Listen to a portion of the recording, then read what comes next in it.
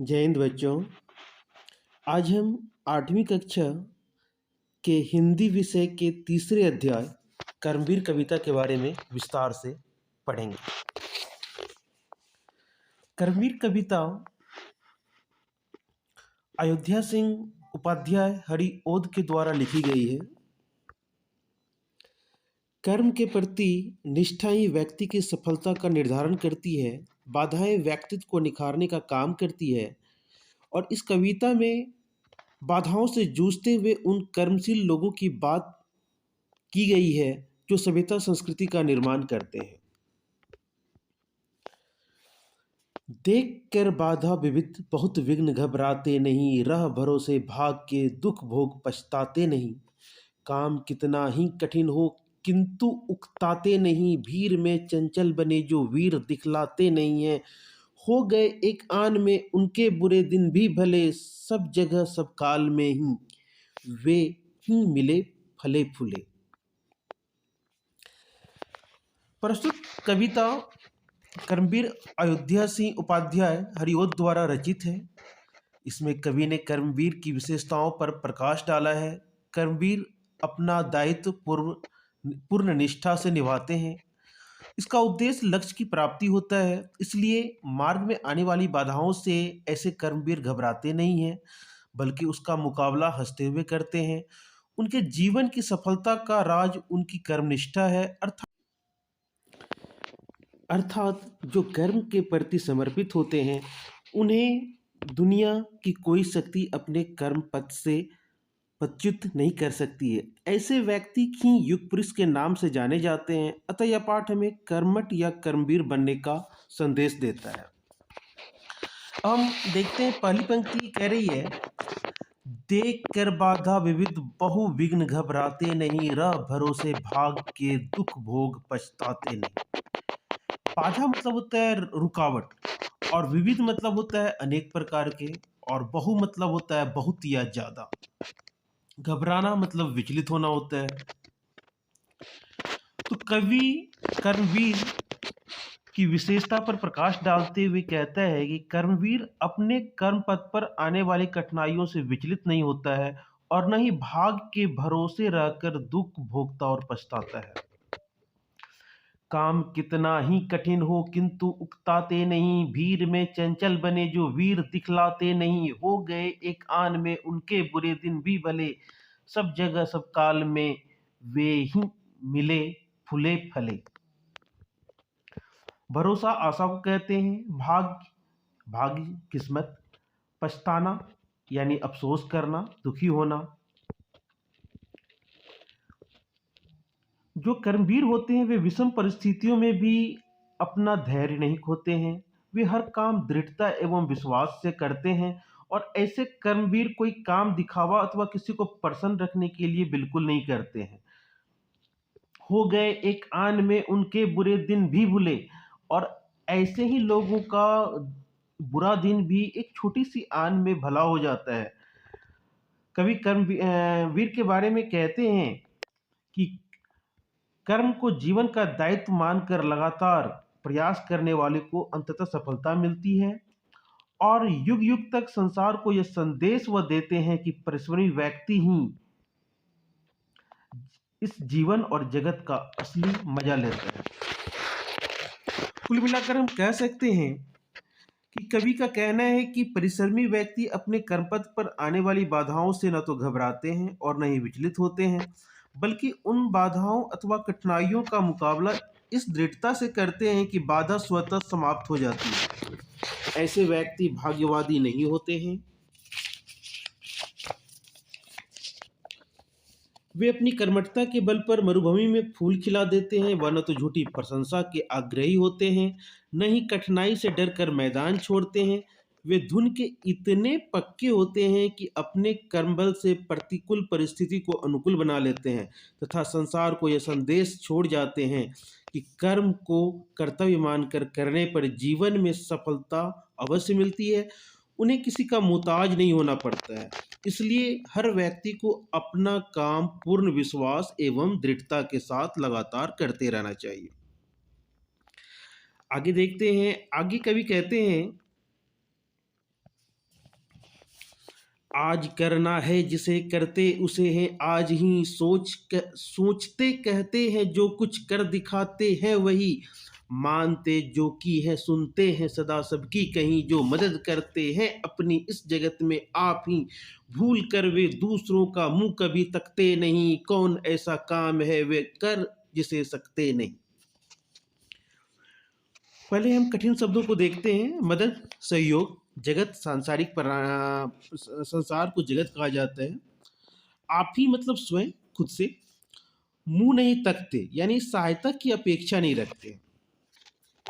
अब देखिए इन पंक्तियों में कवि क्या कहना चाह रहे हैं।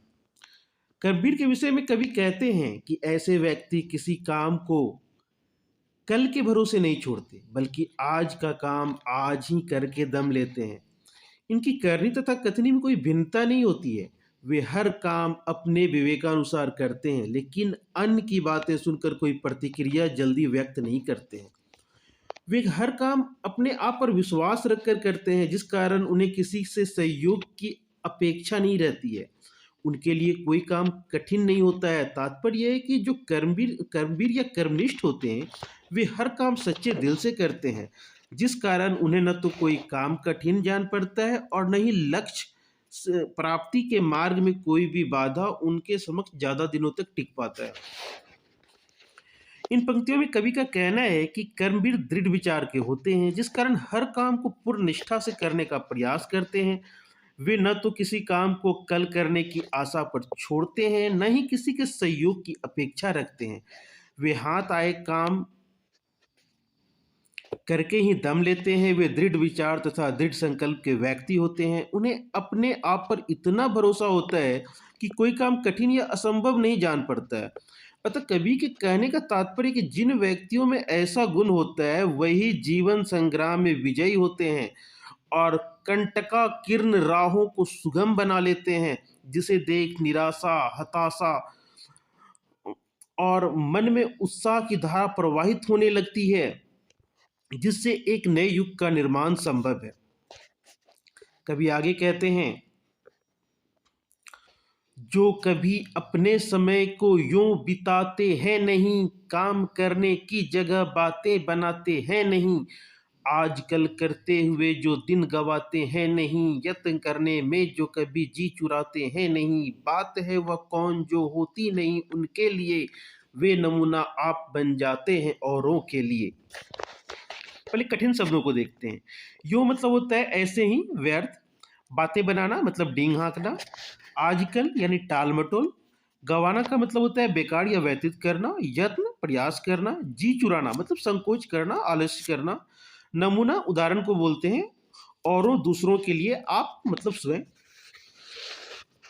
इन पंक्तियों के माध्यम से कवि कहना चाहते हैं कि जो सच्चे अर्थ में वीर होते हैं वे समय के हर क्षण का सही कार्य में उपयोग करते हैं। वे अपना समय न तो व्यर्थ की बातों में गवाते हैं और न ही काम करने से जी चुराते हैं। उनके लिए कोई भी काम असंभव नहीं। वे ऐसे कर्मवीर होते हैं कि दूसरों के लिए स्वयं उदाहरण बन जाते हैं। तात्पर्य यह है कि वे अपने जीवन मूल्य के महत्व को चरितार्थ करने के लिए ऐसा करते हैं। वे दूसरे लोग भी कर्म के महत्व को समझे तथा कर्म पथ पर अग्रसर होने के लिए उत्प्रेरित हो गए। वे यह मानकर अपने कर्म करते हैं कि बीता हुआ समय वापस नहीं आता, इसलिए समय का सदुपयोग हमें लगातार करना चाहिए। कहने का मतलब है जो कभी अपने समय को यूं बिताते नहीं, मतलब कर्मवीर अपना समय निर्माण कार्य में बिताता है। उसके जीवन का उद्देश्य हमेशा सृजन करना होता है। काम करने की जगह बातें बनाते नहीं और काम करने की जगह बात बनाने में अपने समय को व्यर्थ नहीं करते हैं। आजकल आजकल करते हुए जो दिन गवाते नहीं और ऐसे लोग टाल मटोल की प्रवृत्ति को बिल्कुल भी अपने आसपास फटकने नहीं देते हैं। यत्न करने में कभी जो जी चुराते नहीं और ये लगातार प्रयास करते रहते हैं। प्रयास करने में कभी भी जी नहीं चुराते हैं ये लोग। ये अपने समय का सदुपयोग करते हैं।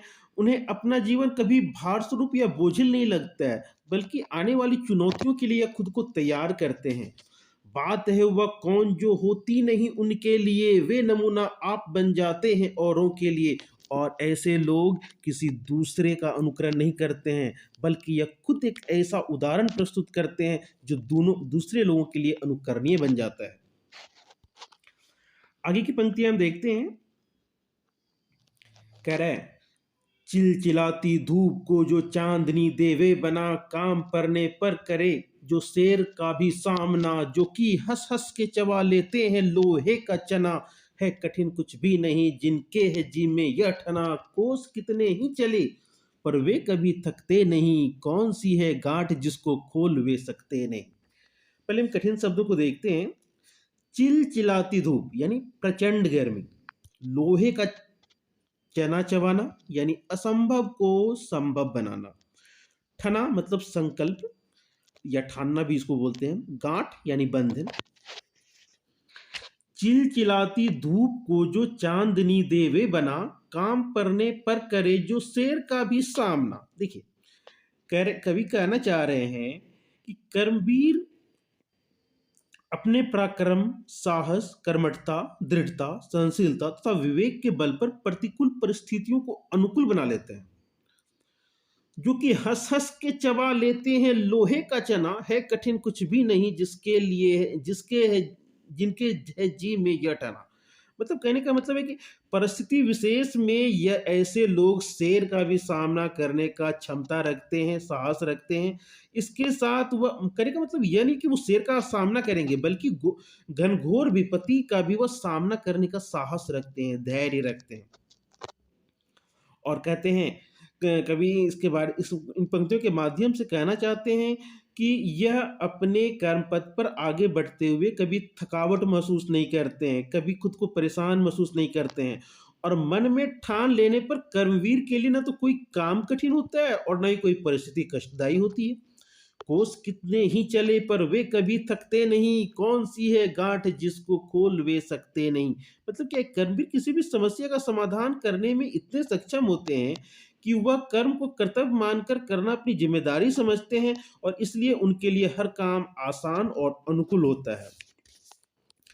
कर्मवीर दो हाथ दो पैर वाला एक ऐसा इंसान होता है जो अपनी कर्मठता के दम पर इस दुनिया के लिए एक बहुत बेहतरीन एग्जाम्पल बनकर सामने आता है।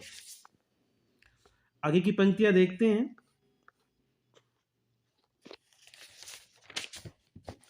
काम को आरंभ करके यूं नहीं जो छोड़ते, सामना करके नहीं जो भूल कर मुंह मोड़ते, जो गगन के फूल बातों से विरता नहीं तोड़ते, संपदा मन से करोड़ों की नहीं वो जोड़ते, बन गया हीरा उन्हीं के हाथ से है कार्बन, कांच को करके दिखा देते वे उज्जवल रतन। ये यहाँ पे कवि क्या कहना चाह रहे हैं, पहले कठिन शब्दों को देख लेते हैं। आरंभ मतलब शुरू करना, सामना मतलब मुकाबला, मुंह मोड़ना यानी विमुख होना, छोड़ देना, गगन मतलब होता है आकाश, विरथा विरथा मतलब होता है बेकार, व्यर्थ, और संपदा धन संपत्ति, कांच शीशा को बोलते हैं, उज्जवल चमकीला, रतन यानी रत्न को जो बहुमूल्य पदार्थ होते हैं, सोना चांदी हीरा जवाहरात। अब देखिए यहाँ पे कवि क्या कहना चाह रहे हैं, काम को आरंभ करके यूं नहीं जो छोड़ते, सामना करके नहीं जो भूल कर मुंह मोड़ते। कहने का मतलब है कि कर्मवीर कोई काम आरंभ करके उसे यूं ही छोड़ नहीं देता है आधा अधूरा। वे इधर उधर की बातें करके सफलता प्राप्त करने की बजाय कठिन परिश्रम से सफल होने में ज्यादा विश्वास रखते हैं। जो गगन के फूल बातों से वृथा नहीं तोड़ते। कहने का मतलब है कि वे अनैतिक ढंग से धन कमाने के आदी नहीं होते हैं। परिश्रम से जो कुछ प्राप्त होता है उसी में उन्हें संतोष होता है। बन गया हीरा उन्हीं के हाथ से है कार्बन, कांच को करके दिखा देते हैं वे उज्जवल रतन। कार्बन जिसको हम लोग कालिक बोलते हैं, है ना। तो हीरा, ऐसे लोग क्या करते हैं कि अगर अनैतिक ढंग से अगर कोई उन्हें हीरा भी देना चाहे तो वो बिल्कुल भी उससे कोई प्रकार का लालच नहीं रखते हैं, मतलब वो कार्बन हो जाता है, कोयला कालिक हो जाता है। और ऐसे लोग कांच को भी अपने प्रयास से उज्जवल रत्न बना देते हैं, सोना बना देते हैं, हीरा बना देते हैं। तो कर्मशील लोग जो होते हैं, कर्मठ लोग जो होते हैं, वो अन्याय से अर्जित धन से आत्मसंतुष्टि प्राप्त नहीं करते हैं। वे ऐसा धन कभी प्राप्त करने की इच्छा भी नहीं रखते हैं। कभी कहना चाहते हैं कि कर्म एक ऐसा अमोघ अस्त्र है जिसे अपनाने से किसी मनुष्य का जीवन सदा शांत, सुखमय और संतुष्ट रहता है। कभी आगे कहते हैं, पर्वत को काट कर सड़कें बना देते हैं वे, सैकड़ों मरुभूमि में नदियां बहा देते हैं वे, गर्भ में जल राशि के बेड़ा चला देते हैं वे, जंगलों में भी महामंगल रचा देते हैं वे, भेद नबतल का उन्हें उन्होंने है बहुत बतला दिया है, उन्होंने ही निकाली तार की सारी क्रिया। तो पर्वतों को काट कर सड़कें बना देते हैं वे। कठिन शब्द थोड़ा सा हम लोग एक बार देख लेते हैं। पर्वत जिसको पहाड़ बोलते हैं, मरुभूमि रेगिस्तान रेतीली बंजर भूमि जिसको बोलते हैं, गर्भ पेट को हम लोग गर्भ बोलते हैं, और बेरा जलयान को या जहाज को हम लोग बेरा बोलते हैं, महामंगल उत्सव यानी खुशहाली, भेद भेद जो है जिस जिन चीजों को छिपाया जाता है उसको हम भेद बोलते हैं, नभ नभ मतलब आकाश होता है, तल तल धरती को बोलते हैं, और तार टेलीफोन को बोलते हैं। अब आप लोगों ने दशरथ मांझी का नाम सुना होगा। तो उन्होंने क्या किया, पर्वत को काट कर क्या किया, सड़क बना दिया। तो ऐसे ऐसे कर्मवीर होते हैं जो पर्वतों को काट कर सड़कें बना देते हैं, है ना। कर्मवीर पर्वतों को काटकर सड़कों का निर्माण करता है। वह चाहे तो अपने श्रम से मरुभूमियों में भी नदी बहाकर उन्हें हरा भरा बना देता है। सैकड़ों मरुभूमि में नदियां बहा देते हैं वे। और उसके बाद और भी क्या कर सकता है, गर्भ में जल राशि के बेड़ा चला देते हैं वे, जंगलों में भी महामंगल रचा देते हैं, है ना। ऐसे लोग क्या करते हैं कि जलयान, वायुयान और तरह तरह के टेक्नोलॉजी का आविष्कार करके इस दुनिया में एक तरह से बिल्कुल उथल पुथल मचा देते हैं। और बिल्कुल जो है ना, इनका जो काम काज होता है, इनका जो काम काज करने का तरीका होता है, वो बिल्कुल ही हैरत अंगेज होता है। सारे वैज्ञानिक विकास जो आज हम देख रहे हैं, यह ऐसे ही लोगों के पुरुषार्थ का परिणाम है। और इसीलिए कहते हैं कवि कि जंगलों में भी महामंगल रचा देते हैं वे। मतलब ऐसे लोग क्या करते हैं ना, जहाँ कुछ नहीं होता है, जहाँ वीरान होता है, जहाँ बिल्कुल भी लोग, मतलब जहाँ आदमी रहना पसंद नहीं करता है, ऐसे जंगल में महामंगल रचा देते हैं।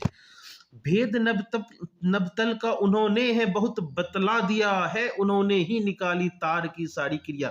आज जो हम लोग टेलीफोन देख रहे हैं, मोबाइल देख रहे हैं, वायरलेस वायरलेस बहुत सारी टेक्नोलॉजी हमारे जो आसपास है, ये सारा चीज जो है, मतलब उन्होंने नभ और तल, धरती और आकाश के बीच का बहुत सारा अंतर को पाट दिया है। तो कहने का मतलब है कि अपने परिश्रम के बल पर मरुभूमि को चमन कर बना सकता है। कर्मवीर के लिए यह सब बहुत आसान काम होता है। कठिन तो उन व्यक्तियों के लिए होता है जो अकर्मण्य होते हैं, जो आलसी होते हैं, जिन्हें काम करने में कोई उत्साह नहीं होता है, जो परिश्रम नहीं करना चाहते हैं।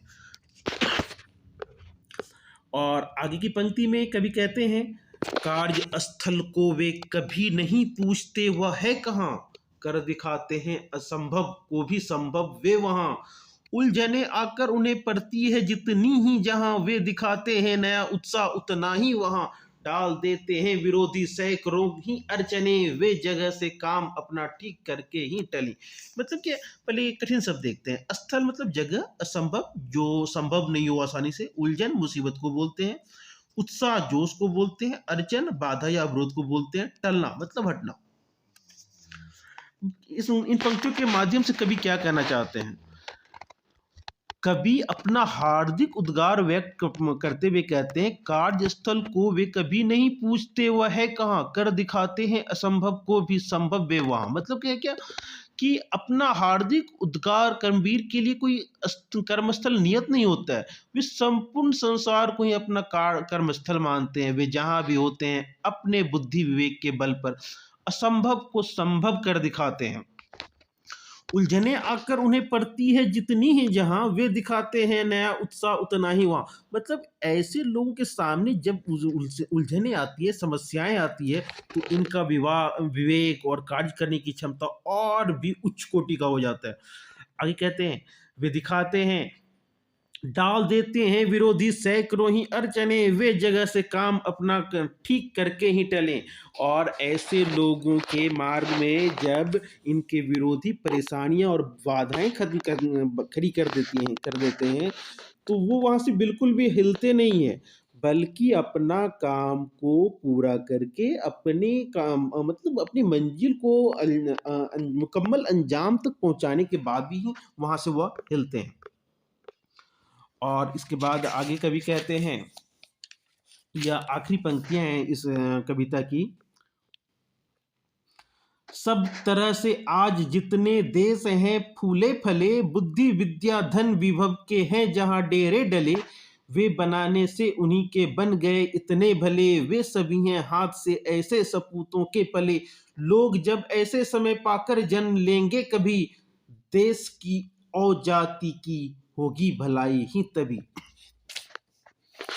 फूले फले का मतलब होता है विकास करना, विकसित होना, विभव वैश्वर्य दौलत। भले का मतलब होता है भले का मतलब कल्याण। सपूत मतलब अच्छा पुत्र, देशभक्त जिसको हम बोल सकते हैं, देशभक्त पुत्र जिसको बोल सकते हैं। भलाई मतलब उपकार होता है ना। तो देखिए यहाँ पे कवि क्या कहना चाह रहे हैं। आज संसार में जितने भी संपन्न अथवा विकसित देश हैं, वे सभी देश उन्हीं कर्मवीरों के परिश्रम के बल पर, बुद्धि पर, विद्या धन दौलत आदि के कारण विकास कर पाया है।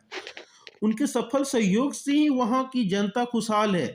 सब तरह से आज जितने देश है फूले फले, बुद्धि विद्या धन विभव के हैं जहां डेरे डले, वे बनाने से उन्हीं के बन गए इतने भले, वे सभी हैं हाथ से ऐसे सपूतों के पले। मतलब ऐसे सपूत, ऐसे कर्मवीर लोगों ने ही उस देश में खुशहाली लाने का कार्य किया है। कवि के कहने का तात्पर्य किसी भी देश का विकास वहां की जनता के परिश्रम पर निर्भर करता है। यदि देश की जनता परिश्रमी या कर्मठ होगी तो देश का चतुर्दिक विकास होना ही होना है। इसलिए हर देश तथा समाज को कर्मठ या कर्मवीर होना ही चाहिए, तभी उस देश का, समाज का और परिवार का विकास संभव है। लोग जब ऐसे समय पाकर जन्म लेंगे कभी, देश की ओ जाति की होगी भलाई भी तभी। और कभी अंत में कहना कि ये चाह रहे हैं कि अगर देश का या समाज का या परिवार का विकास हम चाहते हैं तो वो तभी संभव है जब ऐसे कर्मवीर वहां जन्म लेंगे। अगर ऐसे कर्मवीर वहां जन्म नहीं लेंगे तो हमारे लाख चाहने के बावजूद भी वह उन्नति नहीं हो पाएगी, वो प्रगति नहीं हो पाएगी। तो इस प्रकार से किसी भी देश, समाज, परिवार के लिए कर्मवीर का काफी खास महत्व है। और ऐसे ही लोग इतिहास को रचते हैं, ऐसे ही लोगों के कारण खुशहाली आती है, ऐसे ही लोगों के कारण उन्नति होती है, ऐसे ही लोगों के कारण प्रगति होती है। तो ये था हमारा कविता कर्मवीर, जिसे अयोध्या सिंह उपाध्याय हरिओद ने लिखा है। और इस अध्याय से संबंधित प्रश्न उत्तर के बारे में हम लोग अगले वीडियो में देखेंगे।